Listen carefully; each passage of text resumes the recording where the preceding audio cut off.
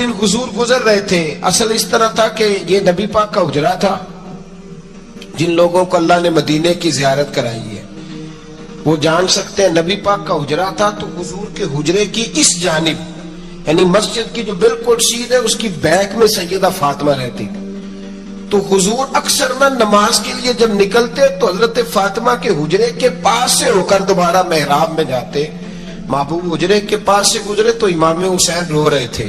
تو حضرت فاطمہ نے کسی بات میں جھڑک دیا تو امام حسین رونے لگے. تو نبی پاک نماز کے لیے گئے تو واپس لوٹ آئے اور واپس تشریف لا کے کہا فاطمہ حسین کو کیا ہوا؟ عرض کی یا رسول اللہ تنگ کر رہے تھے میں نے ڈانٹ دیا ہے. کیا خوبصورت جملے ہیں حدیث پاک میں. سرکار نے فرمایا فاطمہ اس کو حسین کو نہ رونے نہ دیا کر. یہ جب روتا ہے نا تو میرے دل کو تکلیف ہوتی ہے. تو بی بی صاحبہ کہتی ہیں یہ حکم آیا نبی پاک کا میرے نام پھر میں نے ڈانٹنا چھوڑ دیا. یہ ان کے فضائل تھے. ان کی تربیت خود نبی پاک نے فرمائی. خود ڈیوٹی. میں کسی منطق کا میں اب تو اللہ تعالیٰ معاف کرے پہلے ہم لوگوں کو کہتے تھے فلانی مجلس میں نہ جانا فلانی. اب تو مصیبت بن گئی ہے جانے کی ضرورت نہیں. ہر شے موبائل میں آ گئی. مجھے بھیجتے ہیں کہتے ہیں حضرت صاحب یہ ذرا سننا. کل کراچی سے کچھ مہمان آ گئے تو بچوں نے وہ کلپ سنبھال کے یہ مولوی دیکھو کیا کہتا ہے. اب آیتیں پڑھی جا رہی ہیں قرآن پاک کی. اتنا ٹکڑا یہاں سے لیتے ہیں اتنا ٹکڑا یہاں سے لیتے ہیں اور ملا کے پتہ نہیں کون سا مکسچر بنا رہے ہیں. کسی آیت کا ترجمہ نہیں کوئی واضح حدیث نہیں. ایسے ہوا ہوگا پھر اس کو اس سے جوڑ لیں تو کیا بنتا ہے اتنی جمع کر. یہ کون سا دین ہے جو توڑ مروڑ کے بیان کر رہے ہیں؟ کون سا مذہب ہے؟ دین تو واضح کھلی کتاب ہے. اب ہمارا یہ شوق ہے ہم ہر تماشا دیکھنا چاہتے ہیں. ہم اپنے لوگوں کی قدر نہیں کرتے اور بڑی بڑی دور جا کے ہم غلط معاملات میں جاتے ہیں. پھر ذہن ہمارے شکوک کا شکار ہوتے ہیں. ہمیں سمجھنا چاہیے کوئی ایسی کسی دلیل کی ضرورت نہیں ہے. جب ان کے واضح چیزیں ان کی کتابیں موجود ہے احادیث میں موجود ہے قرآن مجید میں ان کے فضائل کھل کے موجود ہے تو دور جانے کی کیا ضرورت. حضور ان کی ٹریننگ کراتے تھے. پہلی بات تو یہ ہے کہ نبی پاک نے دعا مانگی تھی یا اللہ میرے گھر والوں کو زیادہ روزی نہ دینا. انہیں ایک وقت روٹی دینا ایک وقت کی بھوک دینا. یہ جو 10 دن کربلا میں انہیں ٹینشن نہیں نہ ہوئی انہیں عادت تھی فاقہ کرنے کی. انہیں 3 دن وسوی روزے رکھنے کی عادت تھی. پہلی بات. دوسرا یہ کہ جہاد کی تربیت حضور خود کراتے. حضرت فاطمہ زہرا کہتی میں پردے کے پیچھے دیکھ رہی تھی نبی پاک نے امام حسن اور حسین سے فرمایا چلو میرے سامنے کشتی لڑو. تو دونوں حضرات آپس میں جب کشتی لڑنے لگے تو نبی پاک نا امام حسن کو کہتے ہیں حسن حسین کو ٹانگوں سے پکڑو. انسان کے وجود پر اثر ہو لیکن جو آدمی کچی باتیں کرے کمزور کہانیاں سنائے کہ نہیں جی وہ ٹھیک ہے اہل بیت ہی اصل تھے سارا کچھ وہی تھے صحابہ بس وہ. بھائی جس آدمی کے پیچھے مولا علی نماز پڑھتے ہیں وہ بندہ تجھے قبول کیوں نہیں؟ جس ابو بکر صدیق کے پیچھے وہ نمازیں پڑھتے ہیں تجھے کیوں نہیں قبول؟ جس عمر کے وہ مشیر بنتے ہیں تجھے کیوں نہیں حضرت عمر قبول؟ اور جس عثمان غنی کے بارے میں مولا علی کی یہ رائے ہے کہ امام حسن اور حسین کو تلواریں دے کے حضرت عثمان کے دروازے پر کھڑا کر کے کہا بیٹا یہاں کھڑے رہنا کوئی دشمن عثمان کے قریب نہ آنے پائے. تو جس عثمان کے حضرت علی محافظ ہے تجھے وہ عثمان کیوں قبول نہیں؟ یاد رکھو ہم لعنت بھیجتے ہیں فرقہ واریت پر. امت کو تباہ کرتے ہیں وہ لوگ جو فرقہ واریت پیدا کرتے ہیں. لیکن آپ کو بتاؤں جس جماعت سے آپ کا تعلق ہے نا اس جماعت کی امت مسلمہ کو ضرورت ہے. قیامت بھی 10 محرم کو آئے گی جمعے کا دن ہوگا تو میں آج دل کو حاضر ناظر رکھ کے اپنی طبیعت کو حاضر پا کے باشعور آپ کو کہہ رہا ہوں جاگ کے سننا خدا کا واسطہ. آپ اس جماعت سے تعلق رکھتے ہیں اگر کافر کے سامنے اسلام کا کوئی چہرہ پیش ہو سکتا ہے تو صرف سنی کا چہرہ پیش ہو سکتا ہے. ختم ہو گئی بات. ورنہ کوئی صحابی کا بے ادب ہے کوئی اہل بیت نبوت کا آج مجھے کہہ لینے دو، کھول کے کہہ لینے دو۔ لوگ دلیلیں دیتے پھرتے ہیں، کہتے ہیں جی ایک وہ پینٹ کوٹ والا مولوی ہے، اس نے اینک بھی لگائی ہے، داڑھی بھی رکھی ہے، پینٹ کوٹ بھی پہنتا ہے، اس نے جی 1500 بندہ ایک دن مسلمان کر دیا ہے، ایک دن 1000 مسلمان کر دیا ہے۔ پر پتہ ہے وہ بدبخت کہتا کیا ہے؟ وہ کہتا ہے امیر المومنین یزید رضی اللہ تعالیٰ عنہ، میں کیا کروں اس کے 1500 مسلمان کو یا 2000 اس کے کلمہ اور وہ یہ بڑی دلیلیں دیتا ہے۔ وہ دلیلیں سنبھال کے رکھے، وہ دلیلیں جو جی بڑے لوگ اس کے ساتھ ہوتے ہیں۔ تو کربلا کے موقع پر زیادہ لوگ یزید کے ساتھ تھے، زیادہ لوگ، ہم کثرت کے قائل نہیں، ہم حق کے قائل ہیں۔ ہم اب چھوڑ دو بات، دلائل کی طرف آؤ۔ عجیب تماشا ہے۔ اور ایک مولوی صاحب اس کی حمایت کر رہے تھے، کہتے نہیں بندہ ٹھیک ہے، وہ بھول گیا تھا، اصل میں قصور عبید اللہ ابن زیاد کا تھا، اصل میں غلطی عمر بن سعد کی تھی، تو یزید کو زیادہ الزام نہیں دینا چاہیے۔ میں نے کہا بڑی تمہاری قریبی رشتہ داری ہے یزید کے ساتھ، تو اللہ سے دعا کیوں نہیں مانگتے کہ تمہارا حشر یزید کے ساتھ کرے؟ مانگنی چاہیے نا دعا۔ کیا خیال ہے آپ کا؟ ہم الحمدللہ جمعے والے دن مسجد میں بیٹھ کے دعا کرتے ہیں، یا اللہ ہمارا حشر امام حسین کے غلاموں میں کرنا۔ تو بھی کرنا جرت کر، جرت ہماری جرت دیکھ، ہم یہ نہیں کہتے ان کے ساتھ کر، ہم کہتے ہیں یا اللہ ہمارا حشر ان کے، ہماری جرت دیکھو، ہم ان کے غلاموں میں، قدموں میں، نوکروں میں بیٹھنے کو وہ دعا مانگ رہے ہیں، یا اللہ ہمارا ان کے غلاموں میں، غلاموں کے، تو بھی جرت کر دلیری، کر جرت، کہ یا اللہ میرا حشر یزید کے ساتھ کر دلیری، اگر اتنا ہی اچھا تھا تو۔ بے شرمو، اتنا ظلم نہ کرو، اتنی زیادتی، اتنا ظلم نہ کرو، یہ ظلم ہے۔ امام حسین جمعے والے دن خطبہ پڑھنے لگے، جمعے سے پہلے امام حسین نے خطبہ پڑھا اور آپ نے ایک جملہ کہا جو ہمیشہ یاد رکھا جائے گا۔ آپ نے فرمایا یزید کو جا کے بتا دو کہ مجھ جیسا تجھ جیسے کی بیعت نہیں کر سکتا۔ او کیا فکرہ ہے امام علی مقام کا۔ فرمانے لگے مجھ جیسا تجھ جیسے کی بیعت، اور آپ فرمانے لگے بتاؤ اس وقت پوری دنیا میں کوئی نبی کا نواسا موجود ہے میرے سوا؟ حضرت آدم سے لے کر مصطفیٰ کریم تک اس وقت پوری دنیا میں کوئی نبی کا نواسا ہے؟ اور فرمایا اگر میں ہی ہوں پوری کائنات میں، لوگ کہتے ہیں فلانا علامہ صاحب کی تبلیغ بڑی ہے، ہم سے بڑا کون ہوگا تبلیغ کی بات کرنے والا؟ لیکن ڈرو اللہ سے، ڈرو، گمراہ نہ کرو قوم کو۔ یہاں تباہی اتر گئی ہے، کوئی بڑی داڑھی رکھ کے معاذ اللہ تعالیٰ اہل بیت کے بارے میں بکواس کرتا ہے، اور کوئی بالکل داڑھی مڈا کے ننگا سر کر کے ممبروں پہ ناچتا ہے اور صحابہ کے بارے میں بکواس کرتا ہے۔ میرے مصطفیٰ کے پاس اگر ابو بکر آئے ہیں تو وہ بھی شان والے ہیں، اور اگر بی بی عائشہ صدیقہ ان کے بستر پہ رہی ہے تو وہ بھی شانوں والی ہے۔ مولا علی شیر خدا کے بارے میں جو بات کرے پکا بے ایمان ہے۔ عجیب تماشا لگ گیا ہے جی، جو رب نبی پاک کے جسم کے قریب مکھی نہیں آنے دیتا، وہ گندا بندہ حضور کے قریب آنے دیتا ہے؟ عجیب تماشا ہے۔ امت کو تباہ کر رہے ہو، کافر کو موقع دے رہے ہو یہ کہنے کا کہ تمہارے نبی کے پاس بیٹھنے والے ٹھیک نہیں تھے۔ اگر حضور کے پاس بیٹھنے والے ٹھیک نہیں تھے تو بعد والے کیسے ٹھیک ہو گئے؟ تو یہ بعد والے تو یہ بے شرموں کو یہ امت میں تفرقہ ڈالتے، بے حیائی کرتے۔ سنو اور یاد رکھو، حضرت امام حسین نے خطبہ پڑھا نا جب جمعے والے دن، فرمایا مجھے پہچانو تو میں کون ہوں؟ تو عمر بن سعد بولا، پکے نمازی بولے۔ عمر بن سعد کہنے لگا حسین جلدی کر، ہمارا جمعہ لیٹ ہو رہا ہے۔ بلے ہو نمازیو، جلدی کر ہمارا، آئے ہائے کیا نماز ہے! یعنی نبی پاک کے نواسے کو شہید کریں گے اور شہادت کے بعد جمعہ پڑھیں گے اور نماز میں کہیں گے اللہم صلی علی محمد وعلی آل محمد۔ ان کو شہید کر کے قتل کر کے جمعے کا خطبہ دیا جا رہا ہے اور نماز پڑھی جا رہی ہے اللہم صلی علی محمد وعلی۔ تو میرا سنی بڑا بھولا ہے، کہتا جی وہ زیادہ نمازیں پڑھتے ہیں، تو زیادہ نمازیں تو عمر بن سعد بھی پڑھتا تھا. تو بھولا او خدا کے دیکھے نا جتنی نماز کی اخلاق کی بات شاید میں کرتا ہوں, آپ کو جماعت میں کم لوگ ملیں گے, لیکن یاد رکھنا نماز عقیدہ نہیں, روزہ عقیدہ نہیں.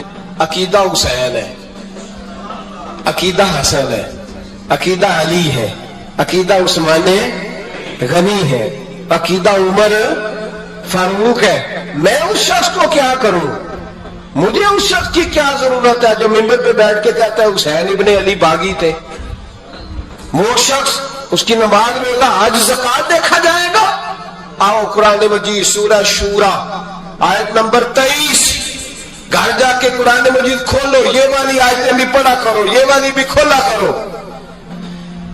صحابہ جمع ہو کے نبی پاک کے پاس آئے, عرض کی یا رسول اللہ صلی اللہ علیہ وسلم آپ کے خرچے زیادہ ہیں, آمدن کا ذریعہ کوئی نہیں. جس طرح آج لوگ ہر پیر صاحب سے نہیں پوچھ رہے, علامہ صاحب سے, کہ آپ کام کوئی نہیں کرتے, کپڑے پھر بھی سفید پہنتے,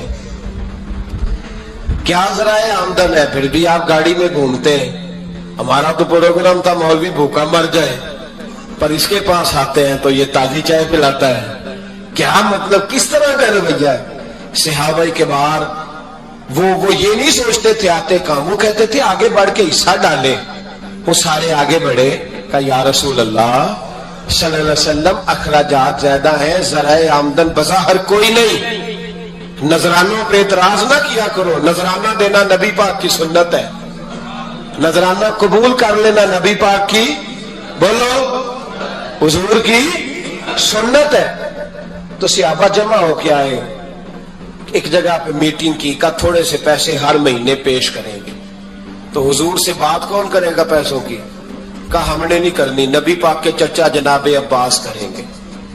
حضرت عباس رضی اللہ تعالیٰ عنہ کے ذمہ لگایا گیا, جناب عباس آئے. حضرت عباس رضی اللہ تعالیٰ عنہ پیسے لے کے آئے, اور سیانے بندے تھے, انہوں نے بڑی سمجھداری والی عقل مندی والی بات چھیڑی. یہ نہیں کہا کہ حضور ہم یہ نذرانہ دیں گے, کہنے لگے یا رسول اللہ ہمیں پتہ ہے آپ کی مذہبی مصروفیت اتنی ہے کہ آپ کو ٹائم نہیں ملتا کاروبار کرنے کا. اگر آپ کام کریں گے تو پھر آپ کس طرح کر کے دین کا کام ہو سکے گا. یا رسول اللہ آپ نے جو ہمارے لیے کیا ہے اس کا ہم بدلہ نہیں دے سکتے, ایک حرف کا بدلہ نہیں دے سکتے. حضور یہ تھوڑا سا نذرانہ ہر مہینے لایا کریں گے, قبول کر لیں. نبی پاک کے سامنے رکھا ہی تھا کہ اللہ کا قرآن بول پڑا, کا کل لا اسألکم علیہ اجرا, محبوب ان سے فرما دو کہ میں نے تمہارے لیے بڑی تکلیف سہی ہے, پر میں تم سے کوئی اجر نہیں مانگتا, تم سے کوئی اجر نہیں مانگتا. ہاں اگر تم نے کچھ کرنا ہے الا المودۃ فی القربى, تو میرے قریبیوں سے پیار کرتے رہنا, میری ختیجہ سے پیار کرنا, میری عائشہ کا ادب کرنا, میرے قریبیوں کا احترام کرنا. یا رسول اللہ ازواج تو گھر میں ہے ہی قریبی, کوئی اور بھی خاص ہے جس کا ادب کرنا ہے؟ تو نبی پاک نے فرمایا ہاں علی, فاطمہ, علی اور فاطمہ کی اولاد. فرمایا ان کا ادب کرتے رہنا, اس کا مطلب یہ ہوگا کہ تم نے میرے ساتھ بڑا ہی اچھا سلوک کیا ہے. کہا ان کا ادب کرنا, جناب علی, سیدہ فاطمہ, اور دونوں کی ان کا ادب کرنا فرائض دین, اہل بیت کا ادب کرنا فرائض. کچھ لوگ کہتے ہیں کچھ لوگ جی سید بن گئے ہے نہیں, پر تو میں کہ جڑے بن گئے انہوں نے اللہ آپ ہی پوچھ لے گا, تو ادب کر. جڑے بن گئے نے اللہ, شیخ الاسلام والمسلمین حضرت خواجہ قمر الدین سیالوی رحمت اللہ تعالی علیہ, دو بندے خواجہ صاحب سے ملنے آئے تو ان کو پتا تھا کہ خواجہ صاحب سیدوں کا بڑا احترام کرتے ہیں. اعلیٰ حضرت فاضل بریلوی کا جب عرس ہوتا ہے نا بریلی شریف, تو سیدوں کو سٹیج پہ بٹھایا جاتا ہے اور بڑے بڑے عالم نیچے بیٹھتے. تو دو بندے آ گئے, کچھ لینے کچھ مانگنے تھے, فراڈ دونوں. تانگے سے اترے تو سیال شریف کے رستے میں درمیان میں پروگرام بنایا کہ سونا خواجہ صاحب سیدوں کا بڑا ادب کرتے ہیں, سید نہ بن جائیں. بن بھی جاتے ہیں نا لوگ, وہ سید نہ بن جائیں. تو ٹھیک ہے جی بن جاؤ، بن گئے سید۔ خواجہ صاحب کو کسی نے اندر جا کے بتایا 2 سید آئے ہیں، تو خواجہ صاحب اس طرح دوڑے کہ نہ جوتا نہ سر پہ ٹوپی، دوڑ کے آئے۔ شیخ الاسلام خواجہ صاحب نے ہاتھ چومے، نذرانہ دیا، 2-3 تھیلے بھر کے دیے لنگر کے۔ جب وہ جانے لگے نا تو خواجہ صاحب ان کے ساتھ باہر تک آئے، جہاں انہوں نے سید ہونے کا پروگرام بنایا تھا وہاں تک ساتھ آئے، ان کو روانہ کیا۔ ان میں سے ایک بندہ خود ہی بول پڑا، کہنے لگا حضور یہاں لوگ دروازے تک چھوڑنے آتے ہیں یا گاڑی تک؟ نہ دروازہ نہ گاڑی، آپ درمیان میں رخصت کرنے آئے، سمجھ نہیں آئی۔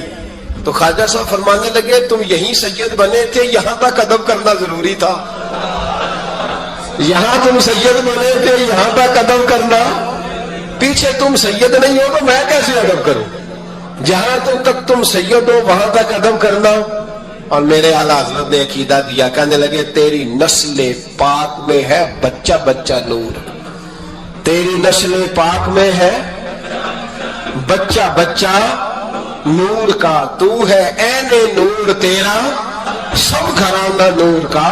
تو میاں صاحب نے اس کی وضاحت بھی کی، میاں صاحب سے کہا حضور ادب کرتا کون ہے؟ سارے تو ادب کرتے نہیں۔ تو میں دور دینا جاتا، پرانے محدثین نہیں پوچھتا، یہ کشمیر میں میاں محمد بخش صاحب سے پوچھ لیتے حضور ادب کرتا کون ہے؟ تو میاں صاحب فرمانے لگے اصلا نال جے نیکی کریے، کنہ نال؟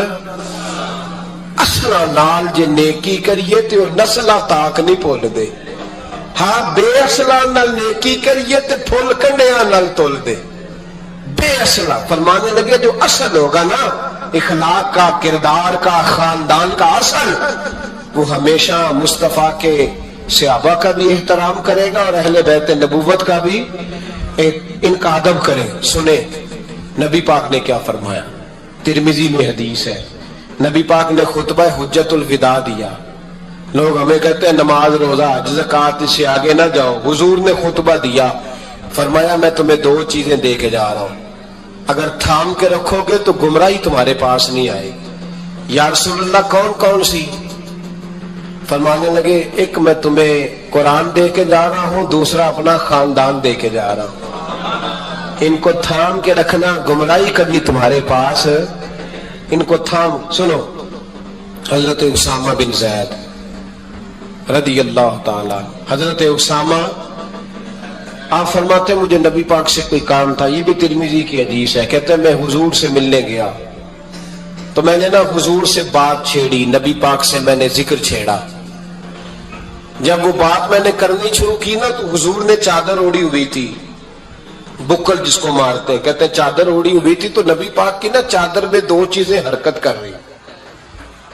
تو جناب اسامہ بن زید رضی اللہ تعالیٰ عنہ فرماتے ہیں بات کرتے کرتے میری توجہ جب ادھر گئی تو میں اصل بات ہی بھول گیا، میں کہنا کچھ چاہ رہا تھا، میری زبان سے کچھ نکل رہا تھا، چونکہ جب توجہ بٹ جاتی ہے نا، اس لیے توجہ بٹ جائے تو پھر لفظوں کا حسن برقرار نہیں رہتا۔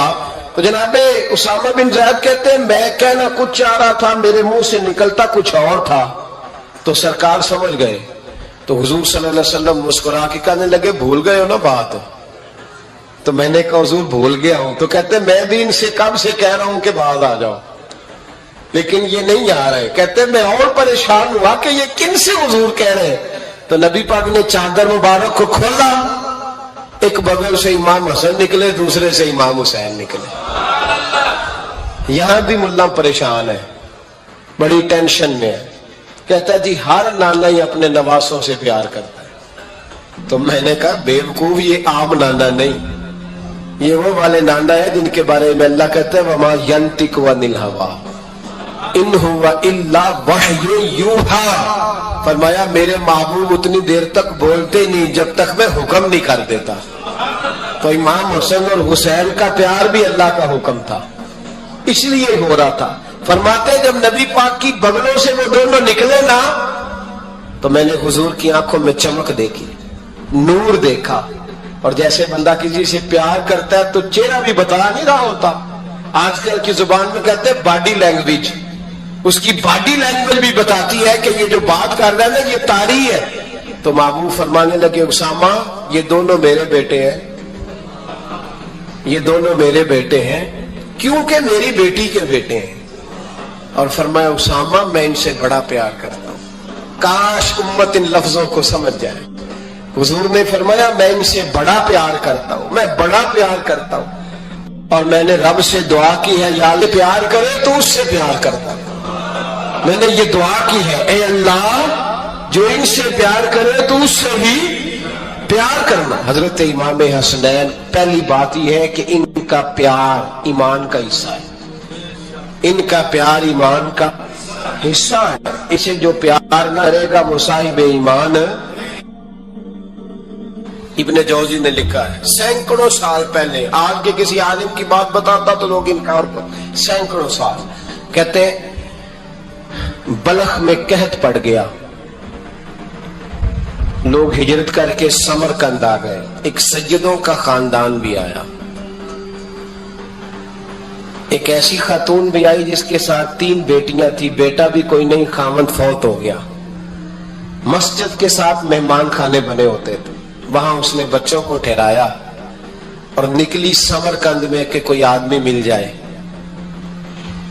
تو وہ سیٹھ صاحب چودھری صاحب کہنے لگے مجھے کیسے پتا چلے گا تو سید ہے, مجھے بتاؤ. کسی کو چوک میں کھڑا کر کے کہا جائے بتاؤ تو کون ہوتا ہے, اس شخص کا کیا اشر ہوتا ہے, کیا حال ہوتا ہے. کہا کیسے پتا چلے گا. تو سید زادی نے اپنا پلو کھولا اور اپنے آنسو دونوں آنکھوں سے صاف کیے. تو کہنے لگی اللہ تیرا بھلا کرے, میں ثابت نہیں کر سکتی کہ میں حضور کا خاندان, میرے پاس کوئی دلیل نہیں, میں نہیں بتا سکتی. چل ٹھیک ہے, چلی گئی.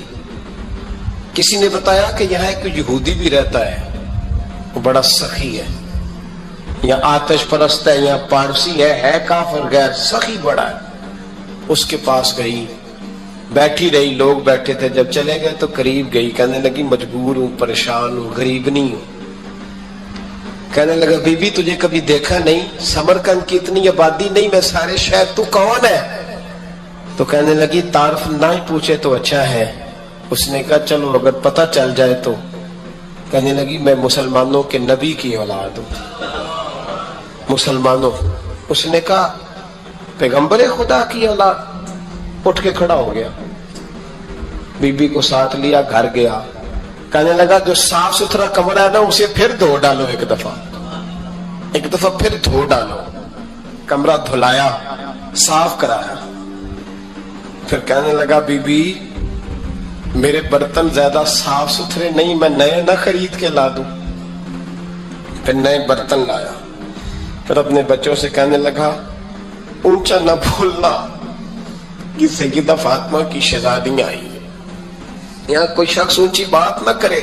پھر کہنے لگا بی بی جو میرا بالکل طیب اور حلال رزق ہے نا یہ اس میں سے لنگر ہے, لیکن چونکہ میں غیر مسلم ہوں مجھے سلیقے نہیں آتے, جیسا تیسا بھی ہو نا اسے قبول کر لینا. خاتون کو کہنے لگا یہ گھر ہے, جب تک جی چاہے یہاں رہنا, پر دیکھنا ہو سکے تو رات اپنے نبی سے سفارش کرنا, میرا بھی کوئی مسئلہ, میری بھی کوئی قبولیت کہیں ہو جائے. وہ مسلمان کہلانے والا رات کو سویا, کہتے جنت سجی ہوئی ہے, لوگ جنت میں جا رہے ہیں, لائنیں لگی ہوئی ہیں, نبی پاک لوگوں کو جنت میں بھیج رہے ہیں. میں بھی دوڑ کے لائن میں لگ گیا, فرشتے نے میرا بازو پکڑا, کا پیچھے ہٹ. تو میں دوڑ کے حضور کی بارگاہ میں گیا, میں حضور سارے جنت میں جا رہے ہیں, یہ مجھے نہیں جانے دیتا. تو نبی پاک نے فرمایا تو کون ہے؟ کہ یا رسول اللہ میں مسلمان ہوں. کہتے حضور مجھ سے فرمانے لگے کوئی دلیل ہے تیرے پاس, دلیل ہے کوئی تیرے پاس؟ میں چپ کر گیا. فرمایا میری بیٹی ہے تیرے دروازے پر آئی گئی تھی تو دلیلیں پوچھنے لگ گیا تھا. ہم جا دوڑ جا. سویرے آنکھ کھلی تو گلیوں میں ڈھونڈتا پھرتا ہے, تلاش کرتا پھرتا ہے. कोने कोने में जाता है, वो सादात का घराना कहाँ गया, ढूंढते ढूंढते उस गैर मुस्लिम के दरवाजे पे जाके पहचान लिया। तो कहने लगा खुदा का वास्ता, जो तूने नौकरी की है ना इनकी, मुझसे 11 गुना ले ले, ये सादात का घर मुझे दे दे। तो कहने लगा कल तू आता तो शायद बात और होती, आज बात और है। उसने कहा मेहरबानी कर, कहा नहीं कल तू आता तो मामला और था, आज मामला आज और है, रंग बदल गया है, हालात तब्दील हो गए हैं, अब तू देखता क्या आया, जा बैठ जा। कहने लगा नहीं मेहरबानी कर, दे दे, तू गैर मुस्लिम में तेरा क्या ताल्लुक। कहने लगा चुप कर, गैर मुस्लिम में कल तक था, कल से सैयदों से प्यार किया है तो मेरे हालात संवर गए हैं। वो जो नजारे तूने रात ख्वाब में देखे हैं मैंने जागती आंखों से देखे हैं, मैंने जागती आंखों से। और तूने किसी मुफ्ती पीर आलम के हाथ पे कलमा पढ़ा है, मैंने रात मोहम्मद अरबी के हाथ पे कलमा पढ़ा। हजरत उमर जब नारा लगाते ना तो कैसे किस तरह कांपते। सफीर आते रूम के मिलने के लिए तो कहते जाओ उमर नफल पढ़ रहे हैं, टाइम कोई नहीं। एक दिन अंदर मीटिंग हो रही थी, हजरत उमर मीटिंग में बैठे थे, आपके बेटे मिलने आए अब्दुल्ला इब्ने उमर। अब्बा जी अंदर आ जाओ, फरमाया दरवाजे पे खड़ा हो, मैं जरूरी बात कर रहा हूं, अंदर ना आना। जनाब अब्दुल्ला इब्ने उमर कहते मैं दरवाजे पे खड़ा हो गया। थोड़ी देर गुजरी तो इमाम हुसैन भी आ गए। एक हदीस में एक रवायत में इमाम हसन का लफ्ज भी है।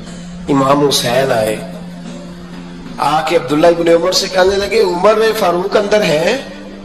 तो कहा वो अंदर तो है। तो कहा आप क्यों दरवाजे पे खड़े हैं?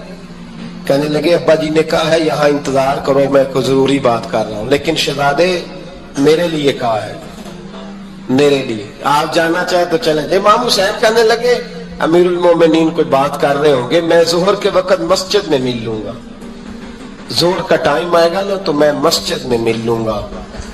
ये कह के चले गए। हजरत उमर बाहर आए तो हजरत अब्दुल्ला इब्ने उमर से कहा कि कोई आया तो नहीं? अर्ज की हुजूर हुसैन इब्ने अली आए। हुसैन इब्ने अली। तो कहा अंदर क्यों नहीं भेजा? कहा मैंने कहा था बेशक चले जाएं, लेकिन वो कह रहे थे कि मैं जोहर के वक्त मस्जिद में मिल लूंगा। तो सैयदना उमर फारूक फरमाने लगे अब्दुल्ला तुझे तेरी मां रोए, हुसैन को क्यों वापस भेजा? फिर उमर दुनियादारों के सामने डटना, खड़ा होना उमर पे खत्म है, लेकिन जो अंदर की बात है ना, रूह की, जो अकीदत की बात है, जो वफा का रिश्ता है, उसको कौन समझे? ये जो रूह की मजबूरियां हैं, ये जो वफा की मजबूरियां हैं, इसे लोग क्या समझें? इन्हें क्या पता कि मुर्शद के बेटे के पैर चूमने में हुस्न क्या होता है? इन्हें क्या पता कि जब उस्ताद का बेटा घर में आता है तो दिल करता है मकान बेच के इसे दे दें, इसके बाप की नेकियां बड़ी हैं। जनाब उमर फारूक दौड़े गए, इमाम हुसैन के दरवाजे पे दस्तक दी। इमाम हुसैन बाहर रखा, शहजादे यार मिलने आए थे, बगैर मिले क्यों आ गए? अर्ज की कि आप मसरूफ थे, आपके अपने बेटे भी दरवाजे पे खड़े थे, तो मैं वापस आ गया। इमाम हुसैन कहते उमर जज्बात में आ गए, सर से पगड़ी गिर गई, कहने लगे हुसैन मेरे बेटे का और हुसैन का क्या मुकाबला? क्या उसकी मां का नाम फातिमा ज़हरा है? क्या उसकी नानी का नाम खतीजतुल कुबरा है? क्या उसके नाने का नाम मोहम्मद मुस्तफा है? और फिर सर से पगड़ी उतरी थी, अपने बाल जोर से पकड़ लिए, कहने लगे हुसैन मैं ना मक्के में ऊंट चराया करता था और डंडों से मार खाता था अपने बाप से। ये जो आज सारी दुनिया में उम्र के नारे लगते हैं, ये तेरे नाने का सदका है। शहजादे मेरी वफा और मेरी वफा में जब तेरा दिल करे ना दौड़ के आ जाया कर। उम्र तो लोग, एक दिन इमाम हुसैन ने आगे ना जनाबे फारूक आजम से कहा, खुतबा दे रहे थे बच्चों की, तभी शुरू में पता नहीं क्या बात आई इमाम हुसैन के दिल में, कहने लगे उमर नीचे उतरो, ये मेरे नाना का मिंबर है। तो हजरत सैयदना उमर सुनो, کبھی میرا بھی بچہ آ جائے تو میں کہتا ہوں اس کو پکڑو یار، بچوں کو تو نہیں نا جمعوں میں مطلب ذکر کیا جائے، اترنا میرے نانے کا ممبر ہے،